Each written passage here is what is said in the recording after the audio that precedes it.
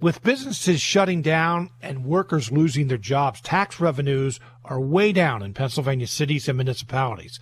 Some have already resorted to cutting services like police and fire, but there could be more to come. That's why the state's municipalities are asking Congress for financial aid to help offset the financial losses. Joining us is Rick Schuettler, who is the Executive Director of the Pennsylvania Municipal League. Rick, welcome to the program. Thanks, Scott. Good to be here. If you have a question or comment, give us a call, 1-800-729-7532. Send an email to smarttalk@witf.org. On Twitter, we are at smarttalkwitf. So, Rick, give us a sense of how Pennsylvania municipalities and cities are faring financially during this pandemic. Well, overall, certainly it, matters the individual community, but overall it's been difficult and will continue to be difficult, if not even more difficult going into 21. Certainly, the National League of Cities, our partners that we're part of, did a study a few months back that anticipated revenues in Pennsylvania for local governments could be down by as much as 40%. But they looked at was overall revenues, not only the main sources, which are the property tax and the earned income tax, but also the gross receipts tax. Parking revenues are big in more urban areas. And so all of those things are affected. Realty transfer taxes are all affected, certainly in the short term. But in the longer term, we think that those impacts are going to be had also, as you know. Some of the larger big box stores have been open, but a lot of the mom and pops that are located in our communities have not been able to be open. So all those things are going to affect revenues going forward. Something you just touched on. So many people think right away of tax revenues, but parking, building permits, fees, those kind of things. If you could, just give us a sense of how much of a city's budget does parking, building permits, and all that does it make up? Well, probably fees. Your two biggest, as I mentioned, are your property tax and your income tax in most cases. Some folks, the gross receipts tax, or sometimes known as the business privilege tax, can be a fairly large number too. They're probably in single digits in terms of fees. But if you're a community where, first of all, let's keep in mind that all of our folks have to have a balanced budget every year. And so any receding of revenues can be significant in your ability to present that balanced budget. Expenses are going to rise, at least in an inflationary manner.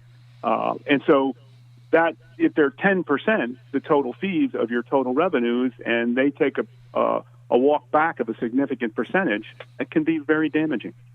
You said that there's a possibility of it being even worse in 2021. Why do you say that? Well, I think that the tail is sort of coming. I think we haven't.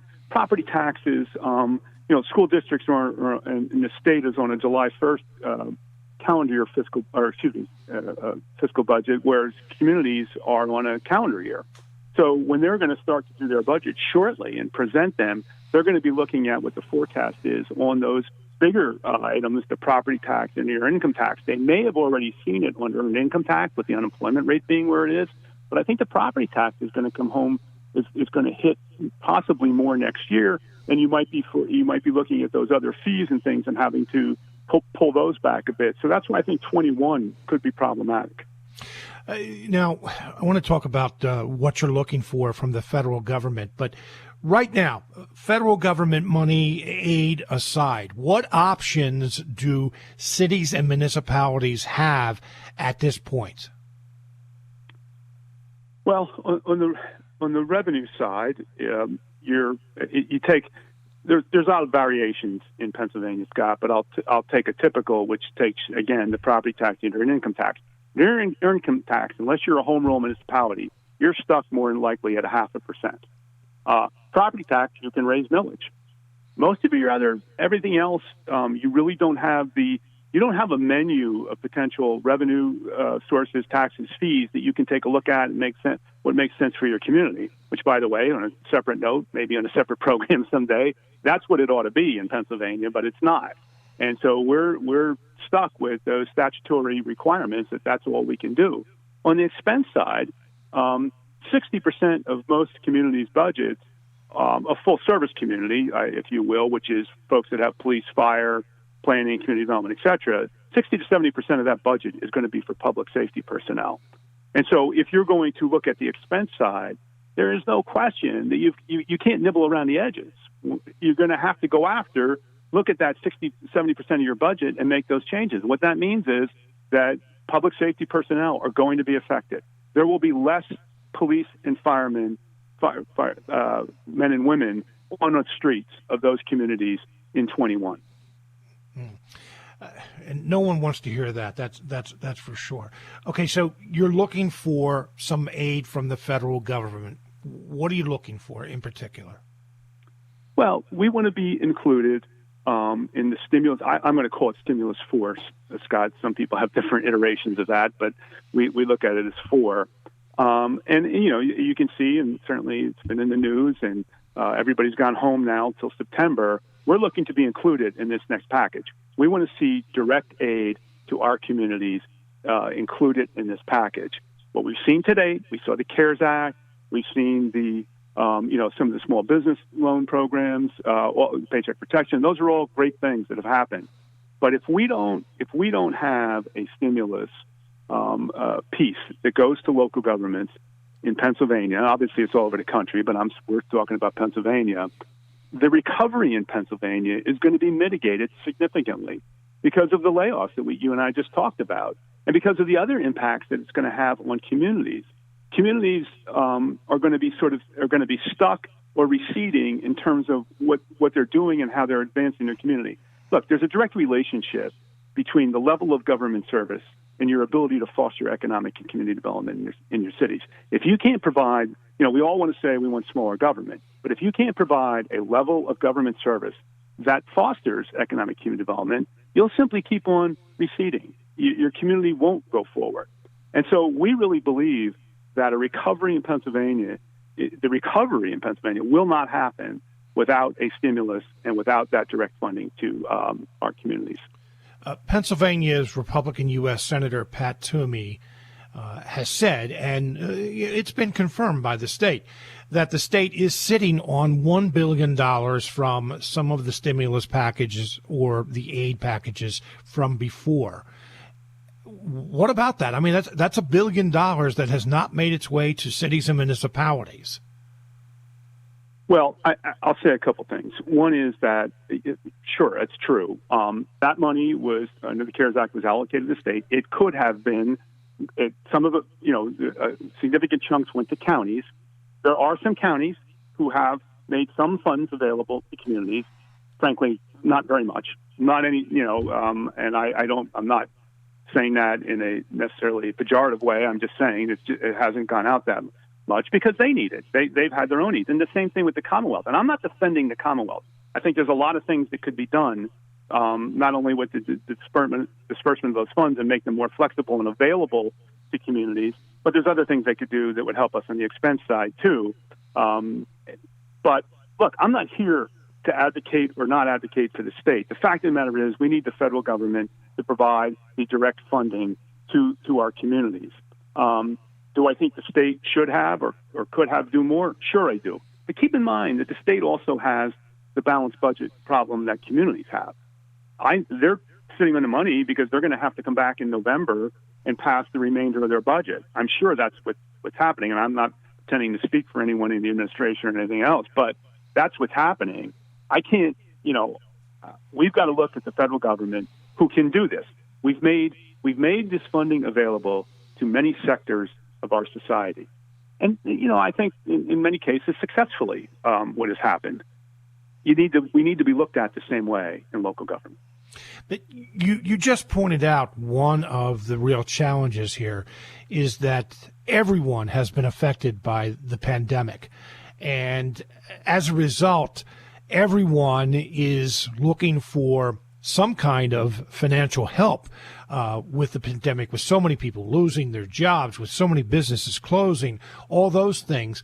So, I mean, you've touched on this, but make the case why it's important that cities and municipalities get help. Sure. First of all, we're the sort of low entity we're the last bastion of government, right? So as it gets passed down from Fed to state, it comes to local government, but it stops because there's nowhere else to go. So we have to deliver. And we're being asked to deliver public safety services. We're being asked to deliver infrastructure and capital projects so our communities the quality of life in our communities is at the highest point it can be. We're being asked to make sure that our playgrounds and there are appropriate recreational amenities available for our citizens. We can't pass that on to anybody. I go back to the balanced budget issue. Look, we have had there's been a federal deficit for decades. And it goes through various iterations of whether people think it's okay or not okay and whether we should be attacking it or not. But that's the only level. And we've seen that now, COVID, rightfully so, where it hasn't been. We haven't worried about it. Let's not all of a sudden impose the federal deficit issue when it's time to fund local governments. The fact of the matter is, we truly believe that we are not going to have a full recovery in Pennsylvania unless local governments are allowed to recover too. And because we have nowhere else to go, we can't raise revenue on our own. On our expenses, by the way, I said about the laying off of personnel, which is the only where to go in many of these cases. It's also because we have binding arbitration laws that tell us how much we have to pay folks, that tell us what benefit levels have to be. So we're sort of, trapped with these parameters built around us and nowhere to go. And the federal government is the only entity that can change that dynamic for us in terms of the funding level. The state can certainly do a lot in changing some of the arbitration laws, et cetera. But the federal government is the only one who can take care of this direct funding issue at this point in time. Have cities and municipalities made cuts already? Absolutely. You can. We looked at in your listening area. I'm aware. Certainly the city of Lancaster has done some things. I'm aware in Lehigh Valley, Easton, Allentown. You go Scranton have already done furloughs and taken some other actions. And I think my fear is that there's just simply going to be more that are going to start to occur. And I might add too. I just named cities. I want to name. We use cities sort of generically. We're talking about Carlisle and Chambersburg and State College and many townships that are going to be affected. We're talking about all of them when I say those words about municipalities, communities, and cities. They're all going to be affected, and I worry about what they're going to have to face in their budgets coming forward. And I always realize that all of our folks are used to making hard decisions. They make them every day, and so they'll do it. But the fact is, they're going to do it in a way that isn't going to really be helpful in terms of bringing our economy back to where it was. We have a comment here from Kathy in Campbelltown. Says this may be a good time to start talking about township consolidation. I think she's talking about the municipality consolidation to help spread out the tax burden. Pennsylvania with 2,500 municipalities, the most in the country by far. Your response to that?